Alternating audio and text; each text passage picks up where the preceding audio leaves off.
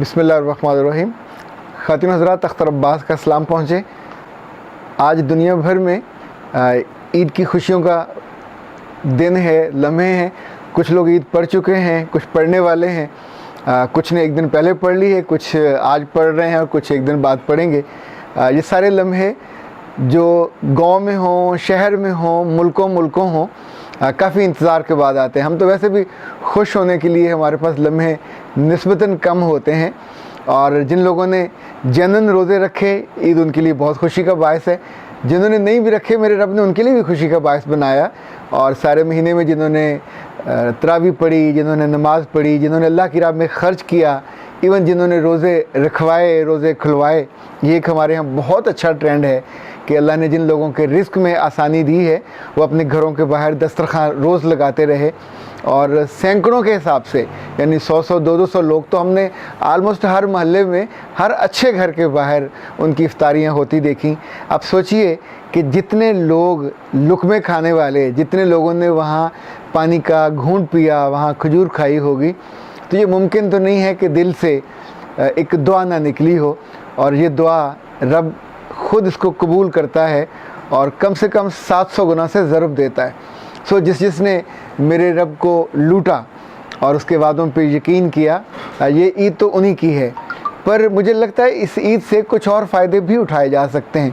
دیکھیے، اس عید میں ہم اپنے بچوں کو نئے سوٹ لے کے دیتے ہیں، خود اپنے لیے بھی نئے سوٹ لیتے ہیں، پر ہمارے بابا جی اشفاق صاحب کہا کرتے تھے، اور انہوں نے یہ بات ایک حدیث نبی صلی اللہ علیہ وسلم سے اخذ کی تھی، تو بات ہم کو بہت پسند آئی۔ وہ کہتے تھے کہ جب نئے سوٹ خریدا کرو، لائک اس عید پہ اپنے 3 خریدے، تو اپنے 3 جو پہلے سے زیر استعمال ہیں ان کو الگ سے نکالو، پیک کرو، اور اپنے کسی ملنے جلنے والے کو، کسی مائی کو اگر دینے پہ دل نہیں آمادہ تو کسی اور کو دیکھو اور اس کو دو۔ اسی طور پہ جتنے جوتے آپ نے نئے خریدے تو اتنے ہی جوتے نکالو۔ یہ دل پہ تھوڑا بوجھ پڑتا ہے، کیونکہ ہم عادی ہیں جب تک کپڑا ردی نہ ہو جائے، جب تک جوتا ٹوٹ نہ جائے، ہم دینے پہ بہت آمادہ نہیں ہوتے۔ پر میں کبھی کبھی سوچتا ہوں کہ اگر لین دین کی بنیاد پہ جنت میں انعام ملنا ہو تو جو بھلے لوگ ہمیشہ پرانے پھٹے ہوئے کالروں والے اور پھٹے ہوئے کفوں والے کپڑے دیتے ہیں وہ تو مارے جائیں گے، اور جو لڑکیاں اور جو امیاں اور جو بہنیں ہمیشہ اچھا کپڑا اچھی حالت میں، یعنی جو ہی نئی چیز آ گئی تو پرانے میں سے چاہے وہ جہیز کا ہوا، چاہے وہ بری کا ہوا، اتنا نکال دیا۔ ذرا کر کے دیکھیں، مجھے امید ہے کہ انشاءاللہ آپ کی زندگی میں اور زیادہ خیر پڑے گی۔ اور دیکھیں، یہ تو ایک ٹرانزیکشن ہے نا محبت کی، جب ہم آپس میں کرتے ہیں تو بھی فائدہ ہوتا ہے، اور یہ تو ہم خالص اللہ کی راہ میں، اس کی رضا میں کرنے والے۔ دوسرا کام اس عید پہ، ایک اور مشکل کام آپ کو بتانے لگا ہوں کہ آپ کے یہاں مہمان آئیں گے۔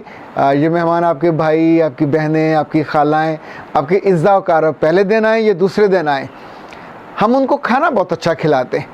پر ان کے جانے کے ساتھ ہی 2-3 تبصرے، یہ اتنے زہر بھرے اور ظالمانہ تبصرے ہوتے ہیں، سارا ہی کھا گئے، شکریہ تک نہیں بولے، مجالے منہ چو پھٹے ہون کسی شاید ہی تعریف کیتی ہوئے۔ تیسرا، ہم ان کے کپڑوں پہ وہ جو پہن کے آئے ہوتے، دیکھیے آپ نے اپنے بچوں کو اور اپنے لیے اچھے کپڑے خریدے، انہوں نے اپنے لحاظ سے اچھے خریدے،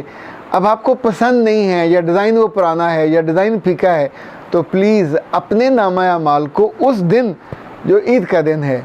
اس دن جو اجر کو سمیٹنے کا دن ہے، تو مفت میں بغیر کسی وجہ کے،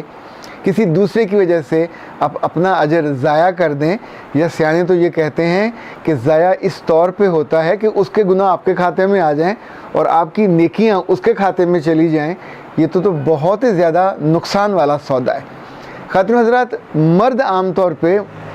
یہ کم کرتے ہیں، ان کے دوست بھی آتے ہیں، بیٹھتے ہیں، کھانا کھاتے ہیں، وہ پولیٹکس پہ بولیں گے، وہ لوگوں کے اور چیزوں پہ بولیں گے، وہ اس طرح کی دل آزاری نہیں کرتے، اور اس کو عام طور پہ چھوٹا مانا جاتا ہے۔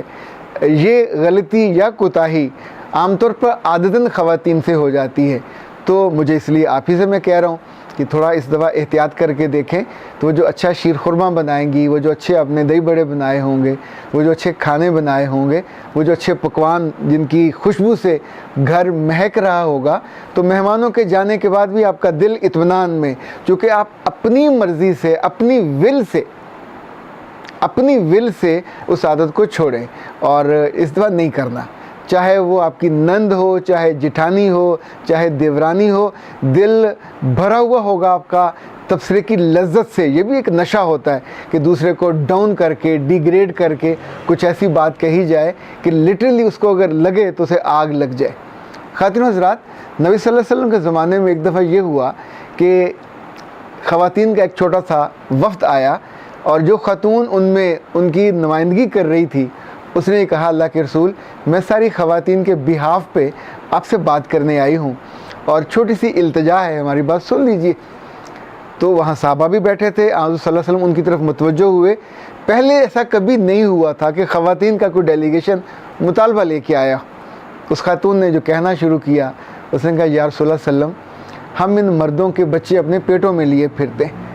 ہم ان کے لیے پردہ کرتی ہیں، ہم ان کے لیے گھرداری کرتی ہیں، ہم ان کے لیے کھانے بناتی ہیں، جب یہ جنگوں پہ چلے جاتے ہیں تو ہم ان کے پیچھے کپڑے بنتی ہیں یا سیتی ہیں، اور وہ سارے کام جو یہ کرتے ہیں، یہ مسجد میں عید پڑھنے جاتے ہیں، یہ مسجد میں جمعہ پڑھنے جاتے ہیں، کوئی بیمار ہو تو اس کی عیادت کرنے جاتے ہیں، کسی جگہ جہاد کا وقت ہو تو یہ جہاد پہ چلے جاتے ہیں، وہاں شہید ہو جاتے ہیں یا غازی بنتے ہیں۔ جو جو بھی کام ہیں جن میں اجر زیادہ ہے وہ تو سارا ان کے پاس ہے، ہمارے لیے کیا ہے؟ جب وہ اپنی بات مکمل کر چکی خواتین و حضرات، تو اللہ کے رسول نے مڑ کے صحابہ کی طرف دیکھا اور کہا، کیا تم میں سے کبھی کسی نے اتنا عمدہ سوال کرنے والی لڑکی اور عورت کو دیکھا؟ یہ جو خاتون تھیں، اسمہ بنت یزید انصاری تھیں، جس کا نام تاریخ میں اس عمدہ سوال کی وجہ سے محفوظ ہو گیا۔ مجھے آج بطور خاص عید کے دن پہ پتہ نہیں وہ مبارک خاتون کیوں یاد آئیں کہ جن کی اللہ کے رسول صلی اللہ علیہ وسلم نے تعریف کی۔ ظاہر it was so comprehensive question. تو آپ صلی اللہ علیہ وسلم نے اس کی طرف دیکھا اور کہا کہ تم نے جتنی باتیں کہیں، صرف 2 باتوں کو یاد رکھو تو سارا اجر اور سارا ثواب جو مردوں کو ملتا ہے تم کو بھی ملے گا۔ بنا جہاد میں جائے اور بنا جمعہ کی نماز مسجد میں جائے اور بنا عیادت کیے اور بنا وہ سارے کام کیے جو تم نے گنوائے، اور اس میں سے جو پہلی چیز تمہارے کرنے کی ہے کہ تم اپنے شوہر کے ساتھ بہت اچھا سلوک کرو، دل سے، محبت سے، اس کی عزت اور اکرام کے ساتھ، خوش دلی کے ساتھ اس سے اچھا سلوک کرو۔ نمبر 2، تم اپنے شوہر کی خوشی کے لیے اپنے آپ کو وقف کر دو۔ خواتین حضرات، یہ دونوں کام بہت مشکل ہیں۔ دل میں کئی دفعہ غصہ ہوتا ہے، کبھی شکل پسند نہیں ہوتی، کبھی اس کے اعمال پسند نہیں ہوتے، کبھی طرز عمل پسند نہیں ہوتا، اور کبھی اس کا سلوک پسند نہیں ہوتا، کبھی یہ گلہ ہوتا کہ اپنی ماں کو زیادہ دیا اور مجھے کم دیا، کبھی یہ شکوہ ہوتا کہ اپنے بہن بھائیوں پر زیادہ خرچ کیا، زیادہ لٹایا، ہم پہ کم کیا، اپنے بچوں پہ توجہ کم ہے، اپنے بہن بھائیوں کے بچوں پہ توجہ زیادہ ہے۔ یہ ساری باتیں اللہ رغم۔ یہ بھی ہو سکتا ہے کہ آپ کو اس کی ناانصافی اور اس کی وراثت کے مسائل پہ بھی غصہ ہو، یہ بھی ہو سکتا ہے کہ اس نے آپ کے پورے حق بھی نہ ادا کیے ہوں، اور یہ بھی ہو سکتا ہے کہ وہ نیک نفس زبان کا میٹھا نہ ہو اور آپ کے دل پہ کتنے ہی چرکے لگاتا ہو، زخم لگاتا ہو۔ پر دونوں صورتوں میں اللہ کے رسول نے جو سب سے بڑی خوشخبری آپ کو سنائی، وہ سالوں اور برسوں کی اتنے سارے کام کرنے کے بعد وہ جو اجر و ثواب جمع ہونا ہے، جس کے لیے دیکھیں پورا مہینہ ہم گزارتے ہیں، تو جا کے عید کی شب اور عید کا دن ہم کو ملتا ہے خوشی کے لیے۔ تو یہ جو سہولت ملی اللہ کے سب سے محبوب اور پیارے نبی کی وجہ سے، میرا خیال اس کو دل میں کہیں لکھ کے نہ رکھیے، اپنے پلو سے بھی نہ باندھیے، جیسے ہم لکڑی پہ کھدوا لیتے ہیں، کارو کلاتے ہیں، کرونگ اس کی ہو جاتی ہے، تو یہ کروا لیجئے۔ صرف 2 چیزیں ہیں، ایک تو خوش دلی کے ساتھ اس کی عزت، اور دوسرا اس کی خدمت، اور اس کے لیے اپنے آپ کو آسانی سے، آمادگی سے وقف کر دینا۔ ذرا کر کے دیکھیے، بہت ساری چیزیں جو آپ کو دکھ پہنچانے کا باعث ہوتی ہیں، بہت ساری چیزیں جو آپ کے دل پہ بوجھ بنتی ہیں، اور بہت ساری چیزیں جو آپ کو عید بھی منانے نہیں دیتی، بہت ممکن ہے اس عید پہ آپ کے دل پہ وہ بوجھ نہ ہو۔ خواتین حضرات، جب میں یہ بات کر رہا تھا، مجھے ایک اور صحیح مسلم کی حدیث یاد آئی، اور اللہ کے رسول صلی اللہ علیہ وسلم سے یہ روایت ابو ہریرہ نے کی، اور کمال خوبصورت بات ہے، اتنا عمدہ جملے اور اس کا مفہوم ہے۔ فرمایا کہ دنیا ساری ہی فائدہ اٹھانے کی جگہ ہے، پر سب سے خوبصورت متاع اور سب سے قیمتی چیز عورت ہے۔ اور عورت وہ جو نیک ہو اور صالح ہو، وہ جس کی نیکی کی خوشبو اس کے میاں تک، اس کے خاندان تک، اور صالحیت اس کے خاندان تک پہنچے۔ اپنی عید کی خوشیوں میں یاد رکھیے گا مجھے بھی، اور اپنے ان سارے عزیزوں کو اور پیاروں کو جن سے اب راضی نہیں ہوتے اور جن پہ وہ غصہ کرتے ہیں۔ مجھے امید ہے میرا رب آپ کے لیے بہت آسانیاں اور بہتری کرے گا۔ اختر عباس کو اجازت دیجیے۔ السلام علیکم ورحمۃ اللہ۔